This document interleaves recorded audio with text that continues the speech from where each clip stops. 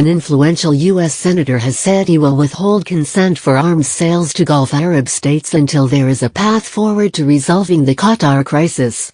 Bob Corker, the chairman of the Senate Foreign Relations Committee, warned that efforts to fight so-called Islamic State and counter Iran were being hurt.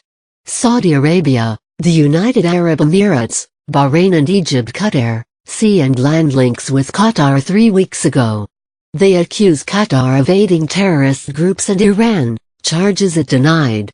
On Friday, the Emirate was presented with a 13-point list of demands to end the crisis that included shutting down the Al Jazeera news network, cutting ties to the Muslim Brotherhood, and curbing diplomatic relations with Iran. A government spokesman in Doha said the list confirmed that the illegal blockade has nothing to do with combating terrorism. It is about limiting Qatar's sovereignty and outsourcing our foreign policy. The restrictions have caused turmoil in the oil and gas-rich nation, which is dependent on imports to meet the basic needs of its population of 2.7 million. President Donald Trump initially expressed his support for the actions taken against Qatar despite it hosting the largest U.S. military base in the Middle East. But his Secretary of State, Rex Tillerson, acknowledged on Sunday that some of the demands issued by its neighbors would be very difficult to meet and called for dialogue leading to resolution. In a letter sent to Mr. Tillerson on Monday, Mr. Corker said he had been pleased with Mr. Trump's recent trip to Saudi Arabia, where he attended a summit of the Gulf Cooperation Council. The Republican noted that the president had agreed with the GCC's 6 member states, including Qatar, to ease regional conflicts and establish deeper security cooperation.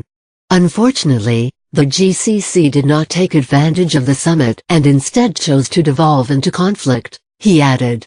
All countries in the region need to do more to combat terrorism, but recent disputes among the GCC countries only serve to hurt efforts to fight IS and counter Iran.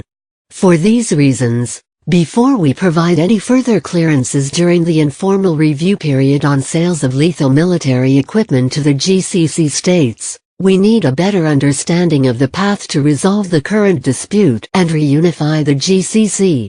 Under U.S. law, Congress must be formally notified 30 days before the sale of any weapons to foreign governments, giving lawmakers time to block it if they object.